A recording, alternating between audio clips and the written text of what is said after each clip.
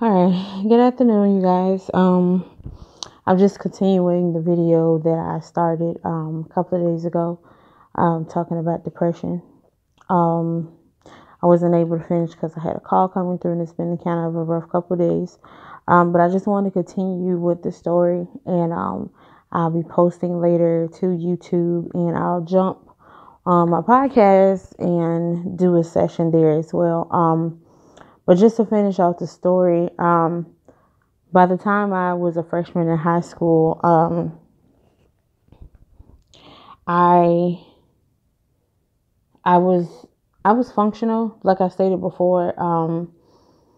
Nobody really could see like any issues. I was still hanging out with friends, doing whatever. But when I would go home, I would just, barely eat and I would sleep. Or I'll just stay isolated in my room. And my grades were fine. Like I had no problem with my grades. I was just kind of harboring a lot of feelings. And at the time, I was in a kind of like a really toxic relationship. It was very violent, and it played with me mentally. And so that played a huge part in my depression. There was a lot of, it was really like a thought I was like really in love in ninth grade. And it hurt me really bad to the point where I had a breakdown because I had already had a lot of things going on at home. It was a lot of fussing and fighting, um, just a lot of, cursing and bashing and just things like that. So I guess I had really reached my breaking point one day in school, and I just, decided that I didn't want to be here anymore. Like I wanted to go ahead and end my life. Like I have the right to do that. And I can't even remember, like, I haven't harbored it, but I just can't never remember like where I got the pen from. Probably came from my own book bag, but I took a pen,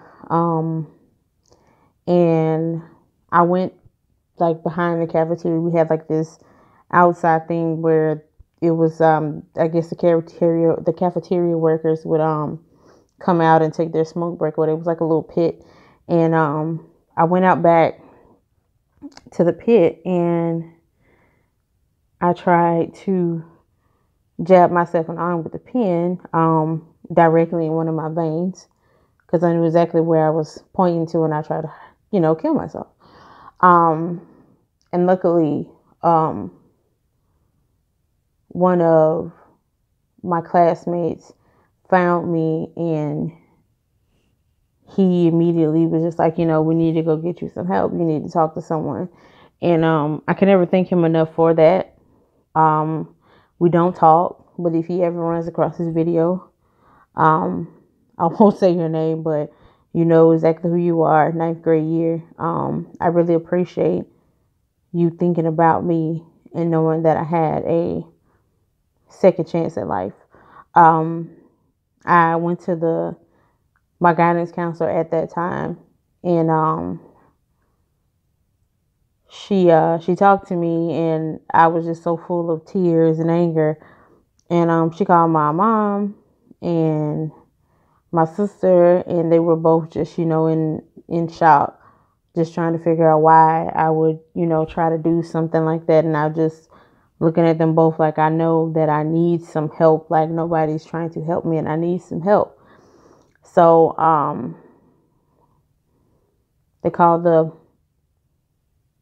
hospital, um, and had someone come and get me, and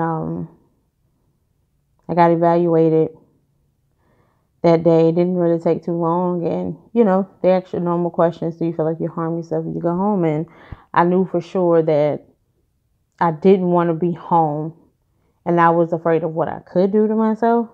So I told them yes, and I got admitted to the hospital. And that was just my way of getting out of the house and actually getting some help, just being away from that environment. It was really bad for me as a teenager, and I was in there for about maybe 2 or 3 weeks, It felt longer than that, but it was maybe like 2 or 3 weeks. And I had a therapist, a counselor. I had a psychiatrist, all those people, and they were just trying like tons of medicine. And my experience, it was different. I don't really think that movies or TV shows really depict what it's like when you're in a psychiatric ward. It's really not what people make it seem to be. Like, there isn't batshit crazy people walking around screaming or, just doing crazy things. That's not the picture at all. It's really like you're on like a vacation, like a getaway from all people and all things, because, you can only use the phone, ever so often. You can watch TV. You have a bed, you have a restroom, and the beds are not comfortable. They're not. They put, the little speaker thing in your room just in case something's wrong. You need to call for a nurse. They have nurses that do watch you at the nurse's station, but it's not that bad. Like, you have people there to help you if something is wrong. And it's people there 24/7 who help you if something is really wrong.